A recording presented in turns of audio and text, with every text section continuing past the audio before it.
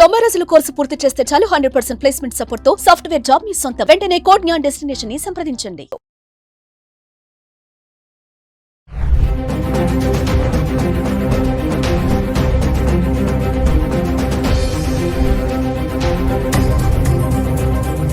నమస్తే, welcome to Suman TV. ప్రస్తుతం మనతో పాటు ఉన్నారు ఫ్యామిలీ కౌన్సిలర్ రజనీ రామ గారు.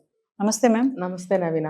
మ్యామ్, రీసెంట్గా చూసుకుంటే సుప్రీం కోర్టు ఒక తీర్పు ఇచ్చింది. ఇప్పుడు వైఫ్ అండ్ హస్బెండ్ చట్టపరంగా రిలేషన్షిప్లో ఉన్నప్పుడు ఒకవేళ వైఫ్ అక్రమ సంబంధం ఏమైనా పెట్టుకుంటే ఆ కారణంగా పిల్లలు కనుక పుడితే మరి ఆ పిల్లలకి తండ్రి ఈ భర్తే అని చెప్పేసి, అంటే ఒక్కసారి ఇది కొంచెం జనాలకి ఏంటంటే మరి ఇలాంటి తీర్పులు వస్తే ఇంక పెళ్ళిళ్ళు ఎందుకు, ఇవన్నీ ఎందుకు, అక్రమ సంబంధాలు అనేవి పెరిగిపోతాయి కదా అనే ఒక టాక్ కూడా నడుస్తుంది. ఒకసారి ఈ కేసు గురించి, ఇలాంటి తీర్పు ఎందుకు వచ్చింది, దీనివల్ల వచ్చే అనర్థాలు ఏంటి, మరి ఇది ఎంతవరకు సబబు అంటే యాజ్ అ ఫ్యామిలీ కౌన్సిలర్ మీరేం చెప్తారు? ఇది ఇప్పుడు వచ్చిన చట్టం కాదు నవీన గారు, బ్రిటిష్ టైంలో వాళ్ళు చేసిన చట్టం ఇది. అది ఎప్పుడో ఉంది. కాకపోతే అంటే ఇప్పుడు ప్రస్తుతం బయట జరుగుతున్న విషయాలను బట్టి ఇది వెలుగులోకి తీసుకురాబడింది. నిజానికి ఇది మనం మాట్లాడుకోవాల్సిన విషయం కాదు, ఎందుకంటే సమాజానికి కొన్ని విషయాలు తెలియకుండా ఉండటమే మంచిది.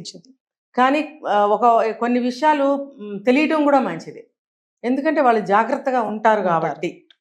ఇప్పుడు మీరు అడిగిన దాని ప్రకారము ఎవరైతే భార్యాభర్తలు కలిసి ఉంటున్నప్పుడు, కలిసి సంసారం చేస్తున్నప్పుడు వేరే ఆ స్త్రీ అంటే ఆ భార్య వేరే వాళ్ళతో అక్రమ సంబంధం పెట్టుకొని బిడ్డని గనక కని ఇతనితోనే గనక కలిసి ఉంటుంటే ఆ బిడ్డతో పాటుగా ఇతనే తండ్రి కింద ఉండబడతాడు అనేది ఒకటి చెప్తున్నారు.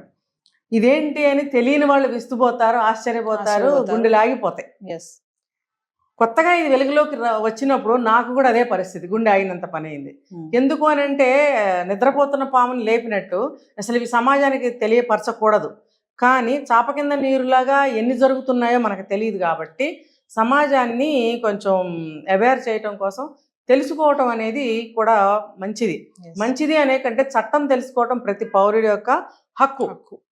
చట్టం అందరికీ ఒకటే, ఒకళ్ళ కోసం సృష్టించింది కాదు, కొంతమందికి సృష్టించింది కాదు, ఒక వర్గానికి సృష్టించింది కాదు. యావత్ మన భారతదేశ చట్టం మన భారతీయులందరికీ కూడా. కాబట్టి ప్రతి ఒక్కళ్ళు చట్టాన్ని తెలుసుకోవడం అనేది చాలా మంచి విషయం. కాబట్టి ఈ విషయం చెప్తున్నందుకు అన్నిదా భావించొద్దు. మీరు మంచి చెడులు తెలుసుకొని మంచి చెడులు విచక్షణను కలిగి ఆ రకంగా మీరు మంచి మార్గంలో మీ జీవితాలను మలుచుకోవాలని చెప్పి కొన్ని విషయాలు తెలియజేయటం అవుతుంది. నేనుగా తెలియజేయటం లేదు, ఆల్రెడీ వచ్చాయి కాబట్టి నేను దాని మీద మాట్లాడుతున్నా, మీరు అడిగారు కాబట్టి. అయితే చాలామంది చూడండి అక్రమ సంబంధాల ద్వారా పిల్లల్ని కంటున్నారు. అది భర్తలకు తెలియటం లేదు. నాతోనే ఉంటుంది కదా, నాతోనే పుట్టుంటారు అని అనుకుంటారు. కానీ కేరళలో ఒక కేసు జరిగిందని కూడా మనం విన్నాం.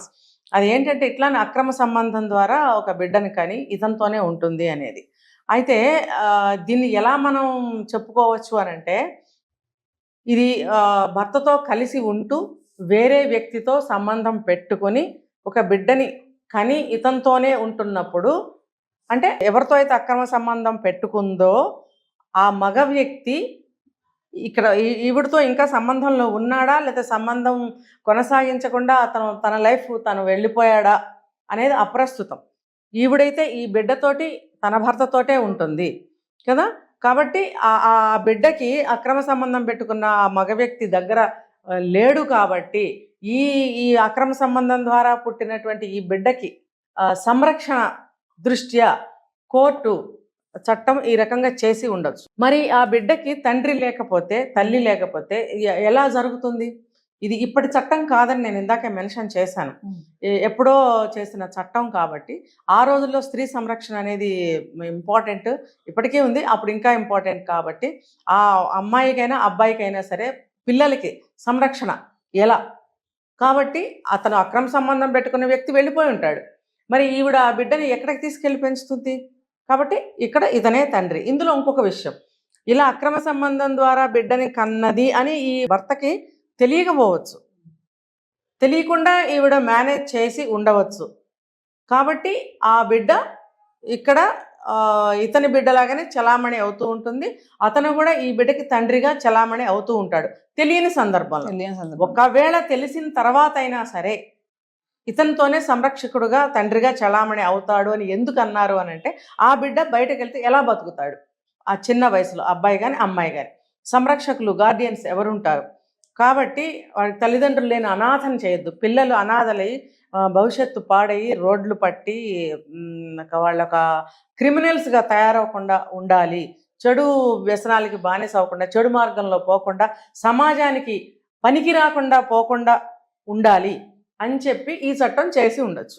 అంటే ఇలాంటి తీర్పుల వల్ల మరి భర్తలకి షాకే కదా మేడం? మరి భర్తలకి షాకే, అందుకే చెప్తున్నా. ఇప్పుడు తెలిసి చేస్తే ఒక రకంగా ఉంటుంది, తెలియక చేస్తే ఒక రకంగా ఉంటుంది ఆ ఎఫెక్ట్ అనేది. అందుకనే ఇంకొకటి కూడా చెప్తున్నారు, ఇది సమాజానికి చాలా చెడు, అందుకనే ఇది ఇటువంటి విషయాలు బయటకి చెప్పరు. ఇప్పుడు బయటకు వచ్చింది కాబట్టి నేను దాని గురించి వివరంగా చెప్పడం అనేది జరుగుతుంది. ఇప్పుడు ఇది ఇలా తీసుకుంటే ద్రోహం చేసినట్టే ఒక రకంగా, ఇంకొక రకంగా మోసం చేసినట్టు, ఇంకొక రకంగా ఏంటంటే ఎంతమంది జంటల మధ్యన విడాకులకు కారణం అవుతుంది, అంటే సంసారాలు కూలిపోతాయి. కాబట్టి నేను ఈ సందర్భంగా చెప్పాల్సింది ఏంటనంటే, ఈ మధ్య అక్రమ సంబంధాలు లీగలైజ్ చేశారు కదా, దానికి దీనికి పెద్దగా తేడా ఏమీ లేదు. అంటే ఈ చట్టాలు అనేవి ఏ సందర్భంగా చేశారు అనేది ముఖ్యంగా తెలుసుకోవాలి. అంటే మేడం భార్య భర్తతో ఉంటూ కూడా ఇలాంటి కనెక్షన్స్ ఉంటున్నాయనే అంటారా మీరు? ఇప్పుడు మరి ఉంటున్నాయనే కదా విడాకులు అయిపోతున్నాయి. ఇప్పుడు వీళ్ళకి పుట్టిన పిల్లలు వీళ్ళకి పుట్టారా వాళ్ళకి పుట్టారా అని తెలియని సందిగ్ధంలో ఉంటున్నారు. చాలా మంది మగవాళ్ళ ఆత్మహత్యలు కూడా చేసుకుంటున్నారు ఈ మధ్య. అంటే ఈ ఒక్క కారణమే కాదు, ఆడవాళ్ళ తరఫు నుంచి వచ్చేటువంటి అనేకమైన సమస్యల వల్ల ఎదుర్కోలేక ఈ మగవాళ్ళు ఆత్మహత్యలు చేసుకుంటున్నారు. అంటే ఇలాంటి సమస్య వస్తే బయటకు కూడా చెప్పుకోలేరు కదా? చెప్పుకోలేరు కదా. ఇప్పుడు మన ఈ సందర్భంగా నేను ఇంకొక మాట కూడా చెప్తాను. ఇప్పుడు ఈ మధ్య ఈ వారంలోనే జరిగింది ఒక వరంగల్ కేసు. ఒక ఆడపిల్ల ఉరివేసుకుంది, మైనర్, ఆ అబ్బాయి హాస్పిటలైజ్డ్, ఆ అబ్బాయికి కూడా గొంతు కోసారు అని అన్నప్పుడు ఆ అబ్బాయి ఇచ్చిన స్టేట్మెంట్ ఏమిచ్చాడంటే, అసలు ఎందుకు నువ్వు వెళ్లాల్సి వచ్చింది అంటే, ఆ పిల్ల ఫోన్ చేసి పిలిచింది. మధ్యలో 2 సంవత్సరాలు వీళ్ళ కాంటాక్ట్ పెద్దగా లేదు, కానీ ఇప్పుడు ఈ సందర్భంగా ఎందుకు కలిసావు అని అంటే, నన్ను ఆ అమ్మాయి పిలిచింది.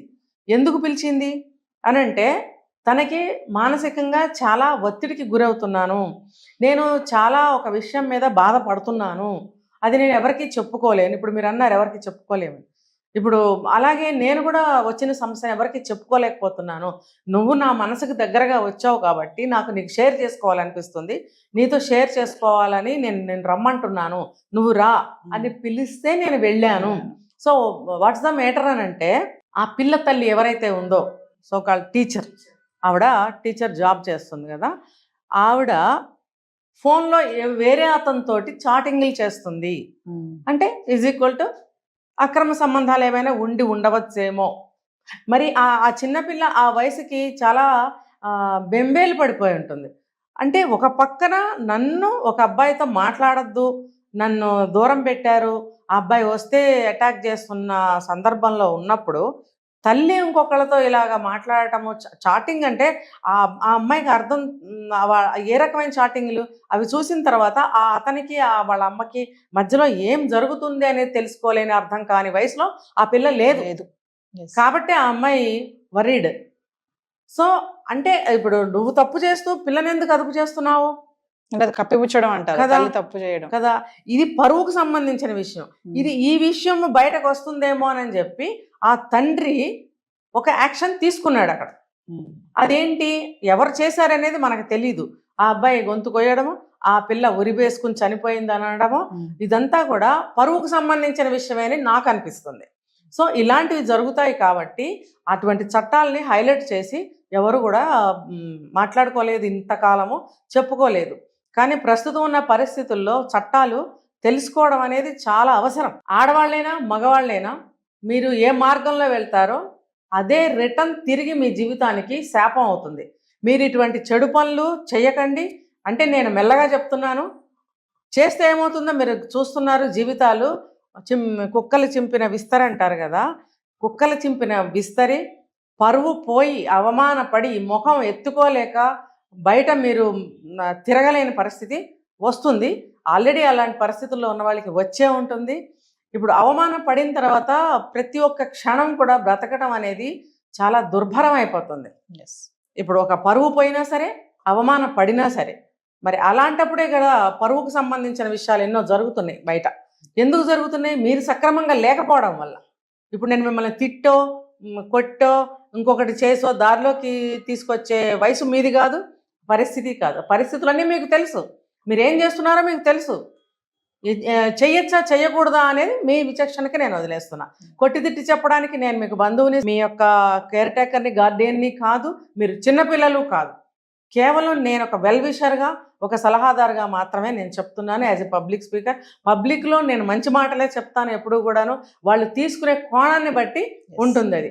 ఇప్పుడు అదే దారిలో ఉన్నాళ్ళు నేను చెప్పింది అని ఖచ్చితంగా నెగిటివ్గా తీసుకుని నాకే ఉల్టా పెడతారు. కానీ అది ఆ మార్గంలో లేని వాళ్ళు అప్రిషియేట్ చేస్తారు, ఆ మార్గంలోకి వెళ్లకుండా సేవ్ అవుతారు. ఒకవేళ అటువంటి పరిస్థితులు ఏమన్నా వస్తే అందులో నుంచి బయటపడే ప్రయత్నం అయితే చేస్తారు ఖచ్చితంగా. ఇది ఎందుకు చేయటం లేదు అని అంటే, వాళ్ళకి దిగే ముందు వాళ్ళకి ఏమి తెలియదు, చాలా స్వీట్ గా ఉంటుంది. దిగిన తర్వాత ఏమవుతుంది, కళ్ళు కనబడు. అది అయిపోయిన తర్వాత ఏమవుతుందంటే భయం వేస్తుంది. అప్పుడు ఏమవుతుంది, కప్పిపుచ్చుకోవడానికి ప్రయత్నిస్తారు. కానీ అప్పటికే జరగాల్సింది జరిగిపోతుంది. ఏదో కన్సీవ్ అవ్వడమో, లేకపోతే విడాకులు అయిపోవడమో, దెబ్బలాట్లు అయిపోవడమో, ఫ్యామిలీ విచ్ఛిన్నం అయిపోవడమో, పరువు పోవడమో, ఏదో ఒకటి జరిగిపోతుంది. ఇవన్నీ జరిగిన తర్వాత మీకు లైఫ్ బాగుంటుందా అని నేను అడుగుతున్నా. అంత లైఫ్ బాగుంటుంది అనుకుంటే ఎవరిష్టం వచ్చినట్టు వాళ్ళు ఉండొచ్చు, ఎవరు అడ్డుకోరు. కానీ దీనివల్ల దేశ శ్రేయస్సు, సమాజ శ్రేయస్సు చాలా కూడా నాశనం అయిపోతుంది. ముఖ్యంగా సమాజం నాశనం అయిపోతుంది. ఇంకా అక్కడ ఇక్కడ మంచి ధర్మం, నీతి, న్యాయం ఉండబట్టి ఏదో ఇంకా ఇలా నడుస్తుంది. ఇంకా కాస్త పంటలు పండడము, పొలాలు పండడము, కూరగాయలు పండడము, ఇంకా మనం అన్నం కూర అనే తింటున్నాం. ఇంకా మనం ఇవి ఇంకా దూరం వెళ్ళిపోతే మనం అన్నం కూర ప్లస్ ఏం తింటాము, గడ్డి, చెట్లు, ఆకులు తిని ఎర్లీ స్టేజ్కి వెళ్ళిపోతాం. కాబట్టి మనుషుల్లాగా బ్రతకండి అని చెప్తున్నా నేను.